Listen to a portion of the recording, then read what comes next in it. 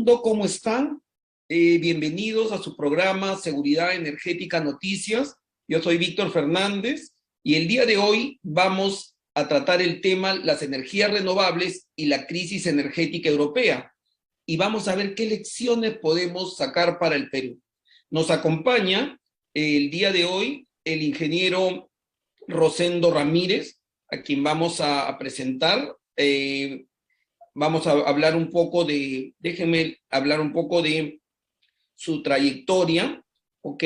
El ingeniero Rosendo Ramírez es director de investigaciones de negocios globales inteligentes, es doctor en economía por la Fordham University, New York, USA, es doctor en gobierno y políticas públicas por la Universidad San Martín de Porres, en Perú, es ingeniero electricista de la UNI, es exdirector general de eficiencia energética y ex jefe de gabinete de asesores del Ministerio de Energía y Minas, investigador en economía, energía y negocios, catedrático del doctorado en ciencias con mención en energética de la UNI y catedrático de la maestría en gestión de negocios de la Universidad ESA.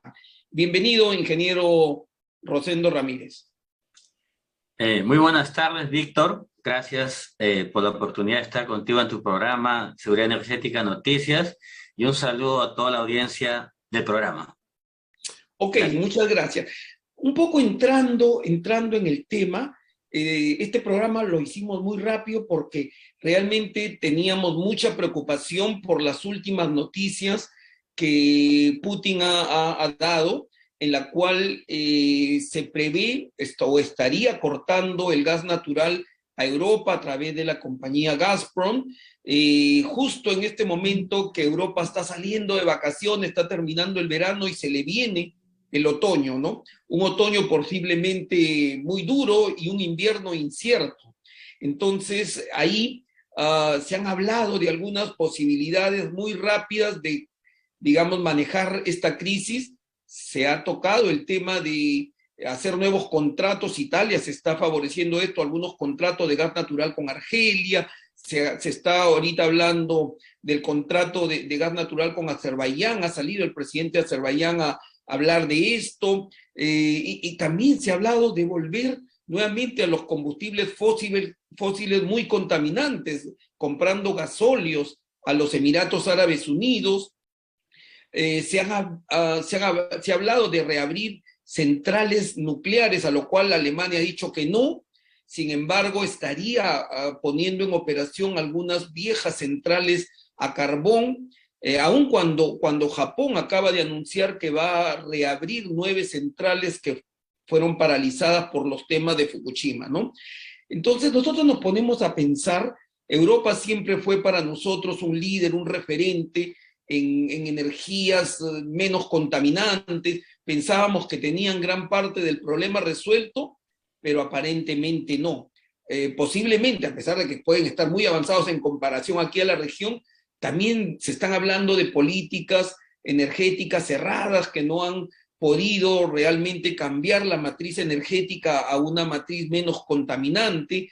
De repente han habido muchos políticos que estuvieron, digamos, muy prestos a tomarse las fotos con los molinos de viento, los paneles solares, las plantas de reciclaje, pero al final nos damos cuenta que no han realmente logrado cambiar su matriz. Y lo que es más todavía preocupante es que se están hablando de medidas drásticas, ¿no? Ya se han comunicado de limitar los consumos y ahí hay serias discrepancias porque no todos han tenido grandes consumos. Se habla de disminuir la temperatura de calefacción a 19 grados centígrados, de limitar por tiempos, digamos, o espacios de horas puntas la calefacción, e inclusive ya ha salido algunos voceros de Francia y Alemania del Estado a decir que podrían o están evaluando una posible nacionalización temporal de los servicios públicos de electricidad y gas natural. Y realmente nos preguntamos, pues, ¿qué pasó? ¿No? Y entonces la primera pregunta que te quisiéramos hacer, ingeniero Rosendo, es cuéntanos un poco cómo están realmente las energías renovables en Europa, ¿no? ¿Qué se está haciendo? ¿Cuáles son las principales de ellas que ya han ingresado? Sí, Víctor, esa es una pregunta para abrir el programa muy interesante, ¿no? Eh, Creo que deberíamos empezar por cómo llegamos a esta situación, creo. Ok. Y fue un tema de política energética en el sentido que se falló en el tema de buscar la diversificación de proveedores, que es lo natural que enseña la planificación energética, es decir, buscar que varios proveedores nos provean, ¿no?, la energía, y lo que Europa se focalizó es en diversificar las rutas por donde podía venir la energía desde Europa. Entonces fue una focalización de buscar las rutas más óptimas, ¿no? Por eso es que tienen el Nord Stream 1, el Nord Stream 2, y esa era la lógica. O sea, partiendo de que tenían una fuente como Rusia y la demanda, y lo que hacían era buscar la mejor ruta. Cuando lo que debieron haber hecho, y de hecho lo hacían, ¿no? Hasta antes del 2000, en Europa se diversificaban las fuentes de gas natural.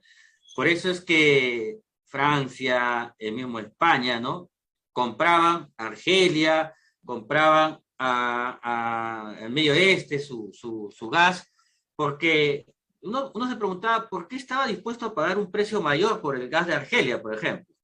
Y su lógica era porque estaba pensando que en algún momento podía tener una dificultad del precio más barato que venía del Medio Oeste. Entonces, sin embargo, esos criterios básicos, ¿no?, de seguridad energética se fueron perdiendo en el tiempo por un enfoque más economicista, que se pensó que el mercado, al buscar el menor precio, resolvía el tema, pensando que del otro lado mira los negocios como tal. Y en energía hay un tema que es básico, ¿no?, que a los economistas no nos gusta reconocer, pero es verdad. La energía tiene un componente estratégico, geopolítico. No quiero decir que sea más o menos importante, porque alguien podría decir, bueno, la medicina es mucho más importante quizás, o la comida, ¿no? ¿Sí? Pero el hecho concreto es que el sector energético siempre se ha movido con ese carácter geopolítico.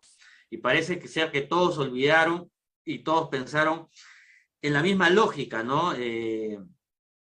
Cuando Huntington escribe, pues, el fin, ¿no?, ya de la disputa entre este y oeste, dijeron, ya ganó oeste y por lo tanto el mercado es el que va a primar y todos nos alineamos en ese mercado donde se busca el enfoque más económico, ¿no? Y eso lo llevó entonces a Europa a decir, busco ese gas natural que es más barato, y ese más barato era de Rusia. Y por eso dijeron, en el lado del carbón, vamos saliendo del carbón. En el lado de la nuclear, igual, ¿no? Dijeron, bueno, el tema de Fukushima, y mejor nos salimos de la nuclear, y Alemania, por ejemplo, desmanteló de sus 17 centrales 14 y solo se quedó con 3, ¿no? Yes. Igual, cuando tú miras Polonia, por ejemplo, prácticamente todas sus centrales de carbón ahora tienen otros usos, ¿no? Y eso fue en la idea de cómo es que el gas natural era el combustible básico para ese reemplazo natural del carbón. Y continuando con esa misma idea, llegamos al 2008, 2010, donde empieza a haber un impulso en las renovables, ¿no? Entonces se dice, bueno, ahora es el turno de ver cómo las renovables también pueden empezar a complementarse, y por qué no a desplazar al gas natural. Pero en el camino, ¿no es cierto?, la Agencia Internacional de Energía nos hablaba, ¿no?, de la década de oro del gas natural, ¿no? El Golden Age del gas natural, ¿no? Y efectivamente la apuesta fue hacia el gas natural en 2010, 2020. Sin embargo, nadie esperaba la parte del despliegue tecnológico y una reducción sustancial de costos, tanto en la eólica y la solar, ¿no? Que en términos prácticos, uno podría decir que tuvo una reducción de casi 80% de los costos para producir electricidad con eólico y solar.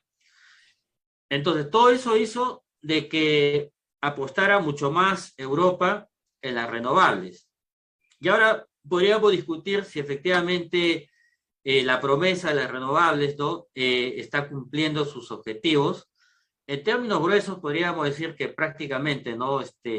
Más de 2.3 veces se ha insertado renovables en el sector energético en Europa. Pero el gran tema de Europa en realidad es su dependencia que tiene, por lo que había explicado, ¿no? Fíjate, la Unión Europea depende casi un 41% del gas natural de Rusia. Noruega lo satisface con 24% y Argelia con 11%.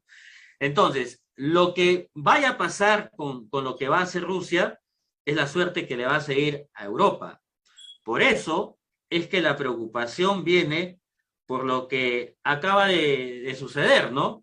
10 días estuvo paralizado Nord Stream 1 porque le tenía que hacer un mantenimiento mayor de una de esas turbinas y llegó a tiempo, pero el día de ayer ha empezado nuevamente a inyectar gas natural, pero solo al 30%. Entonces, esa dependencia que tiene Europa del gas los pone en cero aprietos, ¿no? Porque Putin, tal como tú lo has planteado, ¿no? Efectivamente, usa el gas natural como un arma de disuasión en su geopolítica, ¿no? Que está teniendo por el tema de Ucrania. Pero si lo vemos en términos de matriz energética, el gas natural, por ejemplo, representa el 25%, el petróleo 32%, las renovables, con todo ese despliegue que te he contado, llegan al 18%. Entonces, hay una discusión ahí, ¿no? Alrededor de ese tema. Si es así, que Europa depende entonces del gas natural, ¿cuál va a ser la respuesta entonces, ¿no? de Europa frente a esa situación, esa búsqueda de independencia, ¿no? Entonces, lo que ha salido, ¿no? La Unión Europea a decir es que va a ir hacia una independencia del gas de Rusia. Y el gran tema central se focaliza en cómo. La pregunta es cómo. Está bien, o sea, vamos hacia esa independencia, pero ¿cómo lo vas a hacer? Entonces, hay dos posiciones al respecto. La primera dice, tú no vas a poder cambiar el gas natural en forma inmediata. Es algo que tú lo tienes. Y por lo tanto, tienes que buscar un gas natural amigo. O sea, busca que sustituya a Rusia por un gas natural amigo. Y tú lo has resaltado. Azerbaiyán, ¿no es cierto? Argelia. ¿Y por qué no? Estados Unidos. Pero el gran problema que tiene, ¿no? Es que desde la administración de Biden, tú sabes que Biden ha entrado con las ideas de renovables.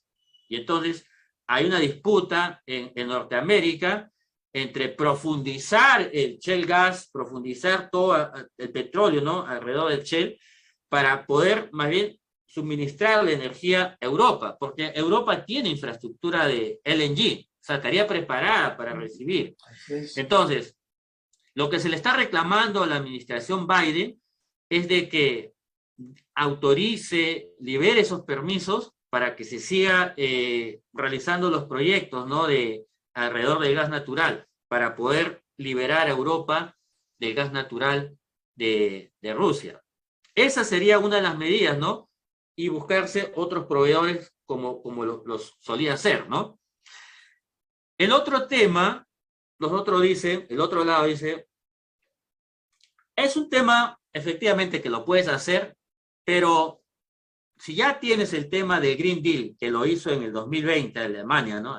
Perdón, Europa apostó, ¿no? Con el Green Deal, es decir, vamos a hacer un despliegue de más inversiones en energía sostenible. Y entre estas estaban las renovables, ¿no? El gas natural, ¿sí? Entonces, lo que dicen ellos es, ¿por qué no haces todo el despliegue en ya independizarte totalmente, no solo de buscar un gas amigo, sino de ir hacia una inserción de renovables donde tú ya no dependas, ¿no? Del tema del gas natural, sea un gas natural amigo, ¿no? Porque tú al generar localmente las energías renovables, tú ya no dependerías de ningún país, de ningún otro continente.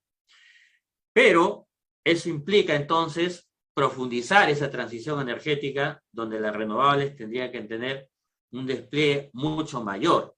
Pero el tema va en que como lo más rápido, digamos, de las renovables es entrar al sector eléctrico, se requiere de un sistema eléctrico flexible que permita la entrada de este tipo de tecnología. En el sector eléctrico, Víctor, para que pueda entrar las renovables como son variables, se necesita que el sistema pueda gestionar esa variabilidad. Es decir, en un momento que el viento sopla más o menos, su producción va a variar. Idem para el tema de la solar. Cuando en algún momento la radiación, ¿no?, aumente o disminuya. Entonces, el gran problema del sector eléctrico es cómo gestionar esa energía. Cómo hacer posible de que mi sistema eléctrico entre. Ahora, los que se oponen o los que dicen, no, estas energías renovables no sirven para el sistema eléctrico porque están que bailan y no le dan la consistencia de una frecuencia, que en el sector eléctrico es vital. El pulso, cómo tú mides que un sistema eléctrico está saludable, es cuando tú ves que la frecuencia del sistema, es decir, cuando todas las cosas que giran, digamos, un motor, por ejemplo, da 60 vueltas en un segundo. Ya. Tienes que mantener esa velocidad. Si por ahí lo embalas o lo disminuyes, el sistema podría colapsar. Entonces, fíjate lo que sucede en Europa. En Europa hay países que ya han llegado a inserciones, como Dinamarca, del 60%. Eso quiere decir que esa preocupación válida del sector eléctrico, de esa variabilidad, ¿se puede gestionar, se puede resolver? Sí. Pero para eso, Víctor, se necesita que se cambien las formas de operación. Es decir, los nuevos esquemas, cómo entras tú a operar un sistema eléctrico, tienes que reconocer esa variabilidad. Y por lo tanto, ahí entra un despliegue de tecnología. Por ejemplo, poner modelos matemáticos que hagan una predicción de lo que va a producir, por ejemplo, una energía solar, una energía eólica. A través, por ejemplo, de Big Data, de inteligencia artificial. ¿Eso se puede hacer? Se puede hacer. Mira, Víctor, nosotros acá en Perú hemos construido un modelo que predice, por ejemplo, nosotros estamos en capacidad de decirte por las próximas 24 horas, cada 15 minutos, el despacho que podría ser una central eólica, una central solar, aplicando matemáticas, aplicando Big Data. O sea, sí se puede hacer. Además, entra los sistemas de almacenamiento de energía. Es decir, mira lo interesante, Víctor. Cuando tú tienes bastante viento y solo debes a producir esta cantidad, esta diferencia lo puedes almacenar en baterías. ¿Y qué sucede cuando hay poco viento y tú tienes que generar esta cantidad? Esto que te falta lo extraes del sistema de almacenamiento.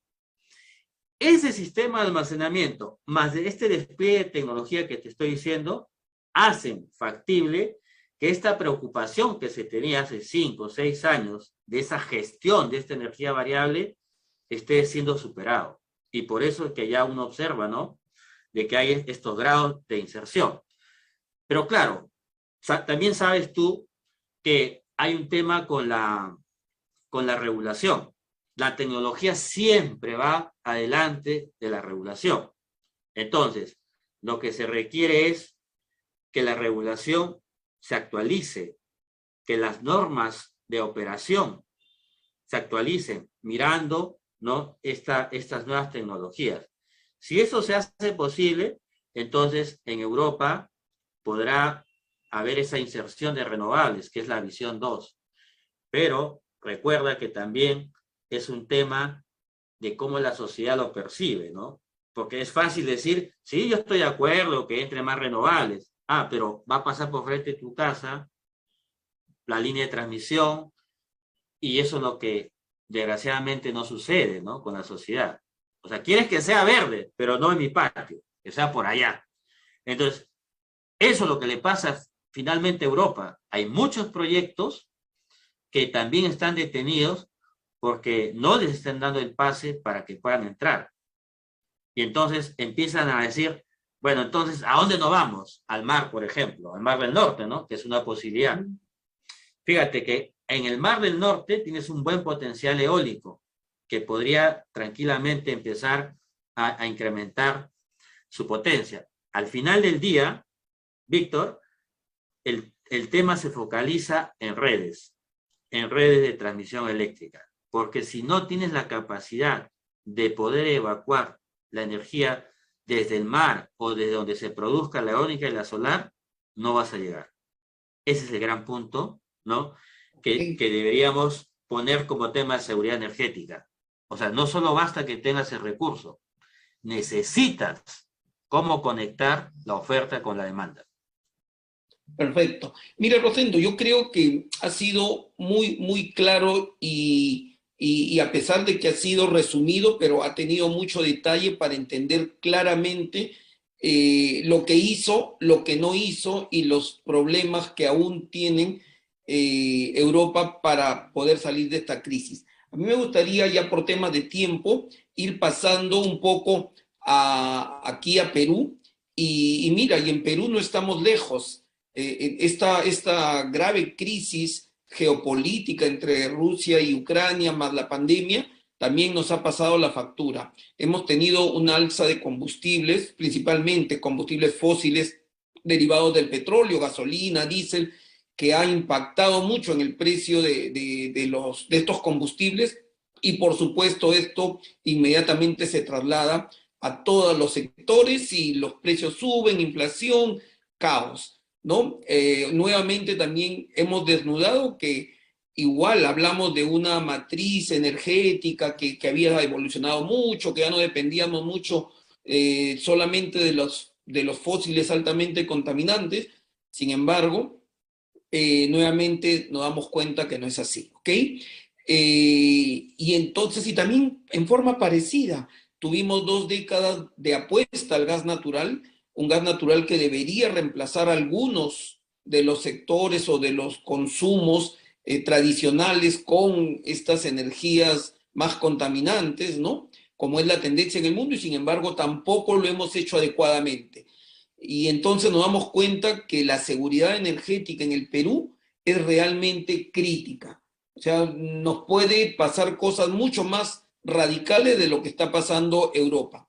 Y como siempre, de repente la costa, porque acá tenemos entre comillas la ventaja que la costa más o menos está favorecida y beneficiada en energía, pero toda esa población de la sierra y la selva realmente la va a pasar muy mal si es que esto sigue agravando, ¿no? Entonces, ¿qué lecciones podemos sacar? Primero, me gustaría tener tu opinión sobre nuestra política energética. ¿Tenemos una política energética adecuada, desarrollada, completa, como para poder ya empezar a entrar con energías renovables y prepararnos para ese futuro?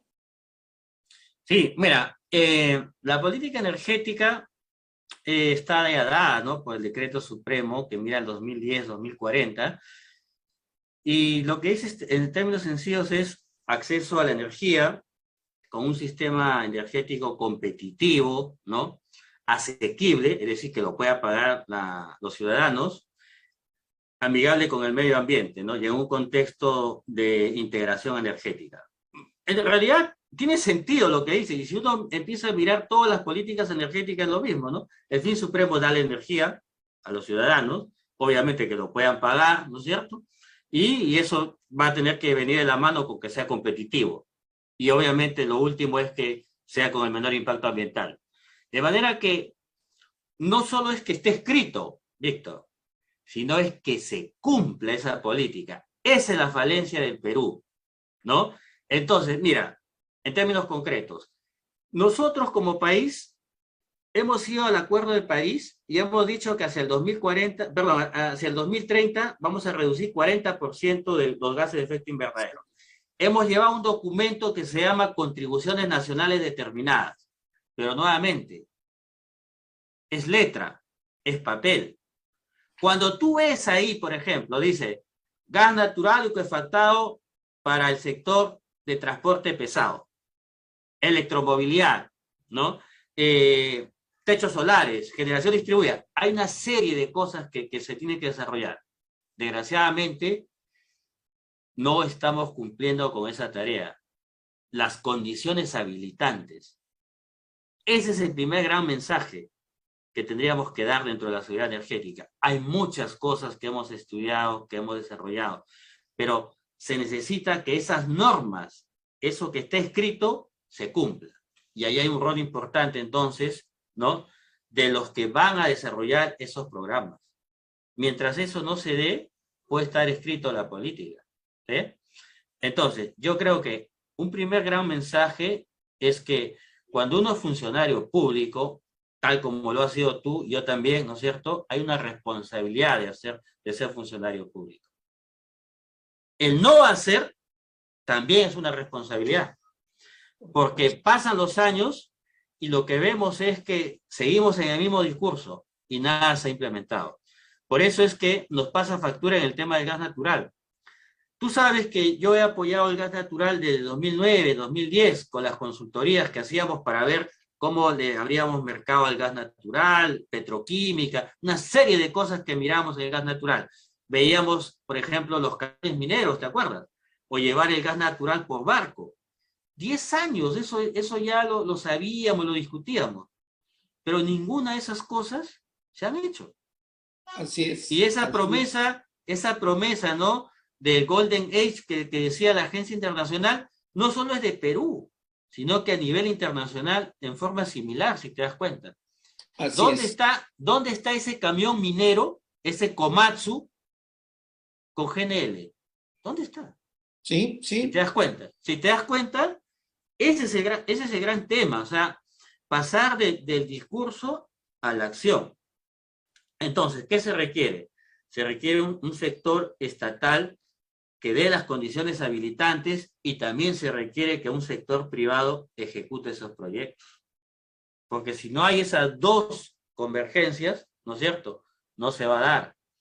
Y yo creo que en el tema puntual que tú me preguntas, ¿no?, sobre los sectores más desprotegidos, los sectores rurales, ¿no es cierto?, hemos intentado llevar el gas natural, por ejemplo, para el tema de cocción, ¿no es cierto? En el camino ha habido una mezcla, ¿no?, en que se ha competido GLP con gas natural, ¿no es cierto? Entonces, la gran pregunta es si efectivamente ese ha sido el enfoque correcto. Lo voy a poner en estos términos, trayendo la experiencia de Alemania. Alemania hoy discute si el gas natural, lo poco que le va a llegar de Rusia, lo debe tomar los consumidores. Pero claro, uno diría, ¿pero cómo? Si se supone que el gas natural es el tema esencial para calefacción, ¿cierto? Fíjate la discusión que plantea el ministro alemán. Dice, no, porque en el uso de la residencia, el gas natural puede ser sustituido. ¿Cómo? Las bombas de calor. Y las bombas de calor se activan con electricidad a partir de energías renovables. Entonces, ¿qué es lo que plantea Alemania? Fíjate, Alemania dice, ese poco gas natural que vamos a tener, lo vamos a usar donde haya mayor valor para el país. ¿Y dónde significa que hay más valor para Alemania actualmente? En la industria química. Están replanteando que el gas natural, lo poco que van a tener, vaya a la industria química, a base en concreto, ¿no? Porque la racionalidad que tiene Alemania es que el sector residencial podría utilizar otras fuentes de energía. Obviamente, lo que gane el sector químico, ¿no es cierto?, lo va a compartir con el sector residencial para hacer ese despliegue de nuevos usos, de nuevas tecnologías. Entonces, trayendo esa experiencia a Perú, yo pregunto, ¿qué es lo que finalmente le interesa al poblador de la sierra? ¿Le interesa electricidad? ¿Le interesa la molécula de gas? ¿Le interesa el GLP? ¿O le interesa la energía? Energía, ¿verdad? Al fin del día, yo necesito energía para cocinar los alimentos, que es donde nos deberíamos focalizar, o para la calefacción. Bueno, entonces, ¿por qué no pensar en esos términos, en términos de energía, en lugar de estar pensando en una fuente energética en particular y ponerle todo el esfuerzo, todas las subvenciones, las ayudas que hay, cuando estamos viendo que después de 10, 15 años no ha ido por ahí el camino, no tiene la demanda suficiente que haga que ese sector jale, ¿no? Como es el caso alemán, que te estoy mostrando, ¿no? Alemania dice que el gas natural tiene que ser usado en la industria. Yo creo que ese es un mensaje potente. Yo creo que replantea la forma como a veces miramos las cosas, ¿no? Muchas veces miramos como una sola opción, como una sola fuente, pero hay alternativas. Y lo interesante que esas alternativas es que tienen que ser neutrales. Y por eso, los que están actualmente en el ministerio diseñando todas estas políticas, haciendo estas normas, deberían tener la neutralidad para que cualquier tecnología compita en todos los usos, en todos los usos. Mira, te voy a poner un ejemplo, Víctor. En mi casa, por ejemplo, nosotros ya no consumimos, nosotros tenemos GLP, lo reemplazamos con electricidad. ¿Hay tecnología para reemplazar? Sí, por ejemplo, las cocinas de inducción. Mira, que tienen una eficiencia del 90% versus una de gas natural o GLP. Y ahí viene el otro gran mensaje, como lección aprendida. ¿Qué está diciendo Europa a los ciudadanos? Empiecen a aplicar eficiencia energética, porque lo primero que tenemos que hacer en una situación de crisis es, primero, preguntarnos, ¿no? Si estamos haciendo un uso racional de la energía. Y la apuesta es que si Alemania, ¿no? Y Europa en su conjunto, ¿no? Empieza, lo que tú decías, al termostato, a no darle esos valores que suele darle de conformidad. Bajar, ¿no? Un punto más, digamos. Eso es sustancial. O sea, la eficiencia energética es potente porque hace que tú no necesites de una nueva oferta y probablemente esa oferta venga, ¿no? Con gases de efecto invernadero.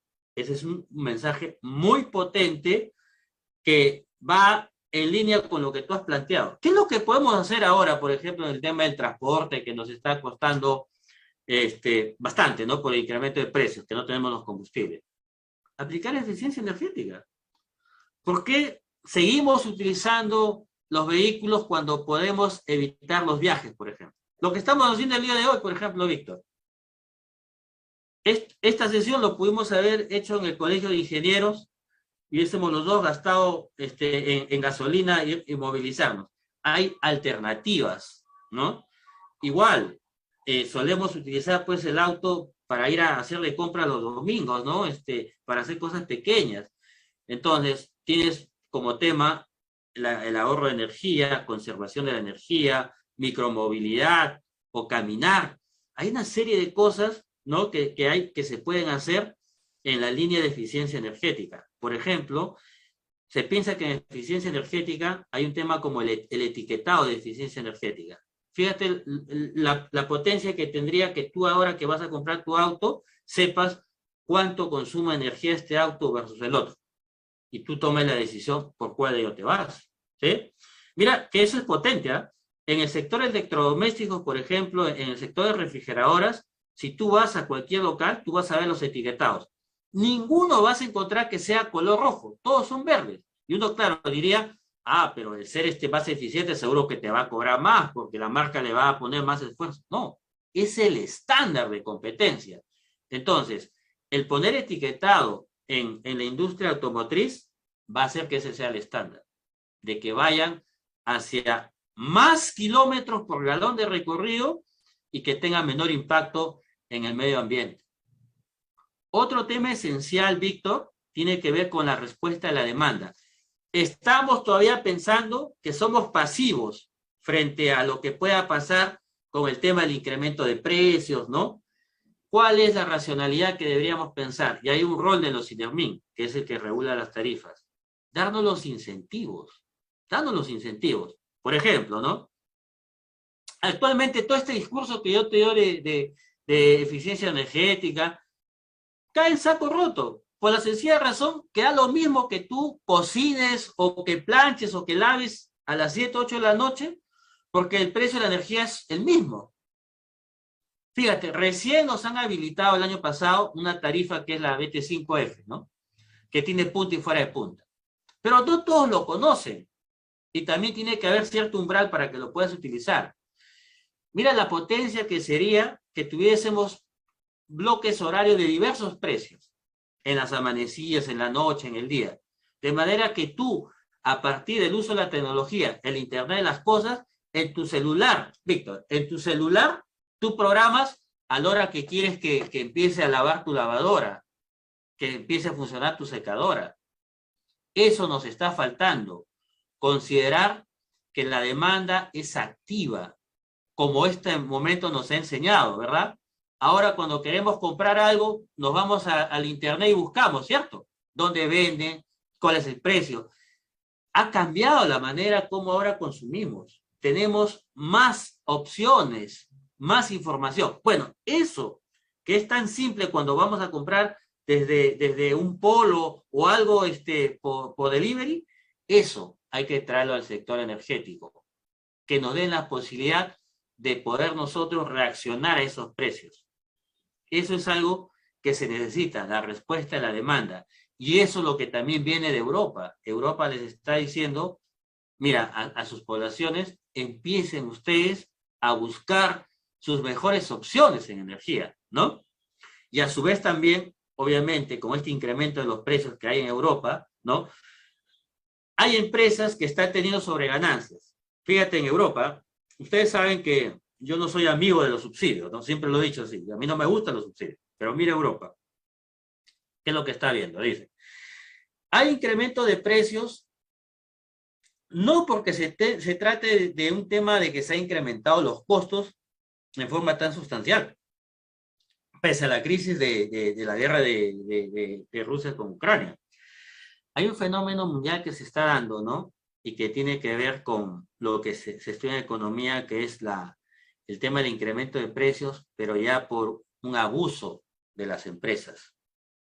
Y por eso es que muchos están diciendo si realmente las políticas que está haciendo la FED de incrementar el precio del acceso a los créditos, ¿no? La tasa de interés es lo adecuado. Porque se han visto que muchas empresas en este corto plazo, ¿no es cierto?, han tenido pues unos ingresos brutales, ¿no? Y que no tienen, es verdad, se han incrementado los precios, pero si tú descuentas los precios, hay una sobreganancia. ¿Qué está apostando Europa? A ponerle impuestos a esas sobreganancias, para que a partir de esos impuestos sobre ganancias, por ejemplo, destinarlo al pago de las facturas que se van a venir, y hay sectores que no podrán pagar. ¿Me entienden? Entonces, se necesita ver con una nueva visión a la demanda. Y ya lo que había dicho, ¿no? Cambios en la forma como concebimos los negocios del sector energético. Apertura a todas las tecnologías. Finalmente, el consumidor decidirá, Víctor, si compra un auto eléctrico, si compra un auto a GLP, uno a gas natural o a hidrógeno, el que fuese. Pero ya hay que dejar de tratar al consumidor, ¿no es cierto?, como una persona que no sabe tomar sus decisiones. Yo creo que es momento de nosotros, ¿no?, de empezar a dar este mensaje a la demanda, que es posible hacer todo este despliegue de tecnologías de ahorros, ¿no?, y que finalmente tome la decisión su demanda sobre qué tecnología adoptar.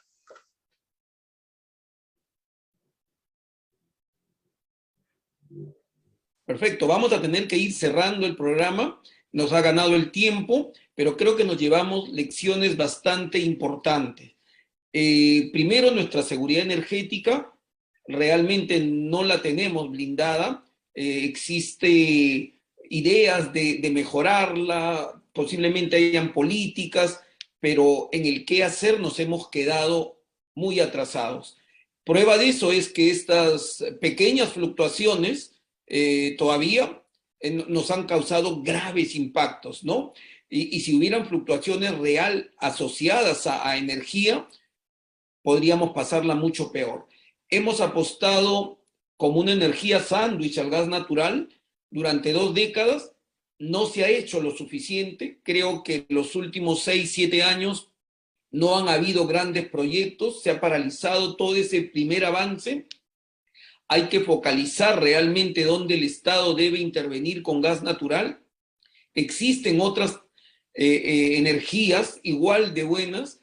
Creo que hay que comenzar a buscar una cultura energética en la población, una cultura que no solamente sea de tomar las mejores decisiones de acuerdo a lo que cada uno puede usar y pagar, sino también a una cultura de eficiencia energética para tener ese concepto de que la energía es un bien de interés, pero es un bien de interés caro y por lo tanto necesitamos manejarlo adecuadamente. ¿Tenemos política para energías renovables? Sí, quizás marcos, pero no se ha avanzado, todavía existe una confrontación muy poderosa del sector eléctrico, posiblemente estos precios de generadores que han comprado energías o que proyectan precios a futuro, todavía imposibilita un poco el ingreso real representativo de las renovables en el Perú. Sin embargo, creo que es importante que comencemos a trabajar ya todos los sectores en tratar de mejorar esta autonomía que se le critica mucho a las renovables y lo manifestaste muy bien, ¿no? Esta posibilidad de depender del sol, del viento y del agua, pero existe no solamente todo esto, lo que has comentado de modelamiento matemático para poder de alguna manera buscar la predictibilidad, sino también el uso de la tecnología para buscar mayores, digamos, baterías o acumuladores de energía a costos más razonables para hacerlo menos dependiente. Yo creo que definitivamente estamos en el momento ideal para invocar a que los que hoy están tomando las grandes decisiones pasen a la actuación, pasen a la acción y permitan realmente una matriz energética que pueda de alguna manera no volvernos dependiente en ninguna de ellas, pero adicionalmente que pueda llegar a todos los pobladores. No podemos pensar solo en la costa. Y esto sigue generando una diferencia social importante. Y la costa es la más favorecida no solo por energía, sino por clima. No tenemos las condiciones tan agrestes que tiene la sierra e inclusive la selva que está geográficamente más alejada. Entonces, yo creo que es tarea para los que hoy dirigen, digamos, los que hacen normas en el Congreso de la República, en el Ministerio de Energía y Minas, en el OCINERMIN, en OEFA, en PRODUCE, en fin, en transporte, en el MEF. Hoy es el momento de la acción, ¿no? Yo veo también igual con mucha pasividad desde hace muchos años, pocos movimientos, un norte conjunto donde todos avancemos y comencemos a trabajar con las inversiones y sobre todo ese mensaje de poder dotar a un país de una independencia energética que es lo que requiere. Yo te agradezco realmente, Rosendo, el haber podido venir acá, compartirnos tus experiencias. El tiempo es tirano, yo sé que hubiéramos querido conversar más de este tema, pero queda abierta la posibilidad para más adelante seguir tocando algunos temas adicionales, porque creo que la crisis de Europa todavía tiene para rato, recién va a comenzar. Ok, Rosendo, tus palabras de despedida, por favor. Sí, gracias Víctor por este espacio. Efectivamente, tendremos más conversaciones, ¿no? Sobre el tema de Europa y sobre todo lo que está pasando en el país, ¿no? En el tema de las renovables, el gas natural y el tema de seguridad energética. Solo una última idea, Víctor, que las soluciones también a veces no necesariamente vienen del sector energético. Y el caso concreto que estamos viendo con el GLP, con estas mareas y que el mar está picado y no puede... Mira, somos el único país que tiene sus puertos tan naturales. Cuando el hombre, su tecnología y su ingeniería puede poner los rompemuelles. Si tú revisas en Chile, todos sus puertos no tienen ese problema que tenemos nosotros. Es un tema que viene de la ingeniería naval, por ejemplo. Y por eso es que es un rol importante que la energía abarque a todas las especialidades de la ingeniería. O sea, pensamos no en hacer poliductos, tanques. ¿Sabes qué es tan simple? Poner rompeolas, así de simple. Y se estudia, la ingeniería naval lo conoce muy bien. Hay que convocar a los especialistas para que nos ayuden en este tema de la seguridad energética, ¿no? Abrir nuestro enfoque, un enfoque más amplio. Muchas gracias a tu programa, Víctor, y encantado para las siguientes sesiones que podamos tener. Un Por abrazo. Muchas supuesto, gracias a toda muchas tu audiencia. gracias, bienvenidos amigos del Perú y del mundo. Bueno, estamos cerrando el programa, nos quedó corto, pero sin embargo les ofrecemos que habrá una segunda parte, así como también estamos esperando a los geleperos, a ese sector tan importante en el país. Ya tenemos ahí 2 invitados que están programados y que nos vendrán a también contar qué es lo que está haciendo ese sector tan importante en el país. Cuídense mucho, hasta la próxima oportunidad. Nos estamos viendo. Gracias. Hasta luego.